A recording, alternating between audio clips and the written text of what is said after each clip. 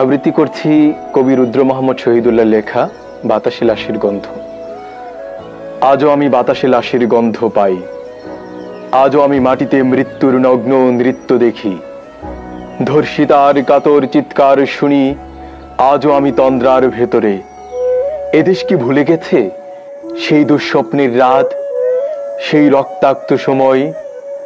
বাতাসে লাশির গন্ধ ভাসে, মাটিতে লেগে আছে রক্তের দাগ।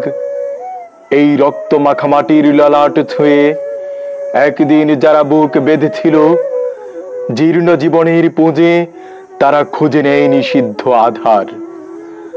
আজ তারা আলোহীন খাঁচা ভালোবেসে জেগে থাকে রাত্রির গুহায়। এ যেন নষ্ট জন্মের লজ্জায় আড়ষ্ট কুমারী জননী। স্বাধীনতা একি তবে নষ্ট জন্ম? একি তবে পিতাহীন জননীর লজ্জার ফসল? জাতির পতাকা যে খামছে ধরেছে সেই পুরনো শকুন, জাতির পতাকা যে খামছে ধরেছে সেই পুরনো শকুন।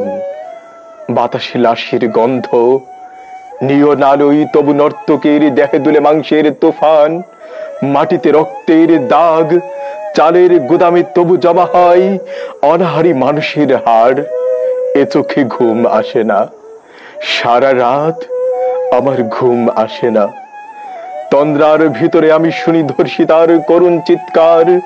নদীতে পানার মতো ভেসে থাকা মানুষের পচা লাশ, মুন্ডহীন বালিকার কুকুরে খাওয়া বিপৎস শরীর ভেসে ওঠে চোখের ভেতরে।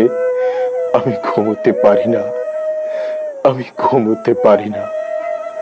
রক্তের কাফনে মোড়া কুকুরে খেয়েছে যারে, শকুনে খেয়েছে যারে, সে আমার ভাই, সে আমার মা, সে আমার প্রিয়তম পিতা। স্বাধীনতা সে আমার স্বজন, হারিয়ে পাওয়া একমাত্র স্বজন। স্বাধীনতা সে আমার প্রিয় মানুষের রক্তে কেনা অমূল্য ফসল। ধর্ষিতা বনের শাড়ি, ওই আমার রক্তাক্ত জাতির পতাকা।